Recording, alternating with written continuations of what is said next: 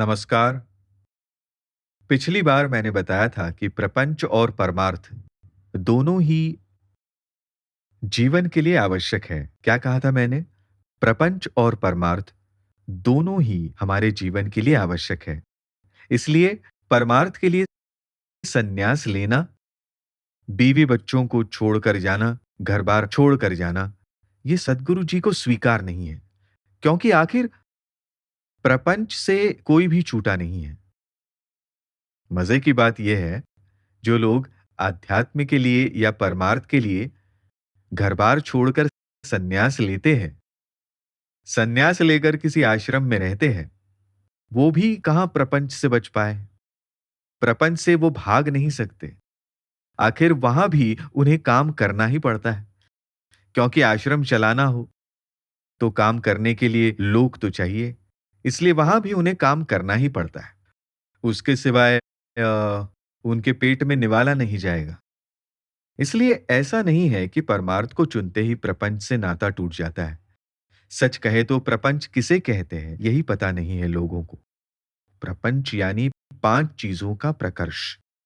ये 5 चीजें कौन-सी है? पंच महाभूत, जो हमारे भीतर, हमारे शरीर में आनंद से रहते हैं।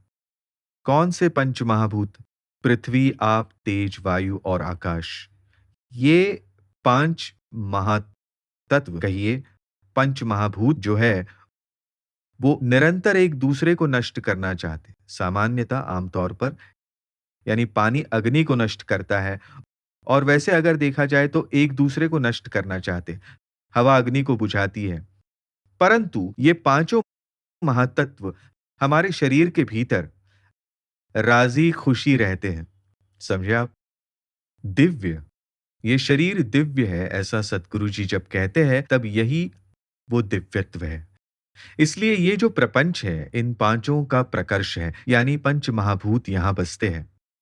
अब इस शरीर की देखभाल करना या इस शरीर को जिन चीजों की आवश्यकता है, उसकी पूर्ति करना यानी प्रपंच है। याद रखिए, शरीर को जो कुछ भी चाहिए, एक नहीं, बहुत चीजों की आवश्यकता होती है। मात्र अन्न और पानी नहीं, और भी बहुत सारी आवश्यकताएं हैं हमारे शरीर की। इस शरीर को जिन चीजों की आवश्यकता है, उनकी पूर्ति करना, इसी को प्रपंच कहते हैं, याद रखिए। इसलिए मात्र पति-पत्नी और परिवार यही प्रपंच नहीं है। इस प्रपंच से हम कभी भाग नहीं सकते। शरीर है मतलब प्रपंच है ही। शरीर को जो कुछ भी चाहिए, उसे प्राप्त करने के लिए हम प्रपंच करते हैं।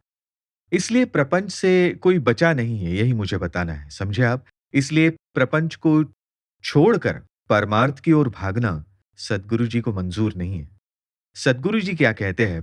प्रपंच करते हुए ही परमार्थ करें। और सिर्फ कहा नहीं, सद्गुरु जी ने वो करके दिखाया है। समझे आप? सद्गुरु जी ने परमार्थ भी सिद्ध किया और प्रपंच भी सफलता से निभाया। इसलिए सद्गुरु जी कहते हैं कि प्रपंच सुखमय करना ही परमार्थ है। क्या मैं फिर एक बार बताऊं? प्रपंच सुखमय करना ही परमार्थ है।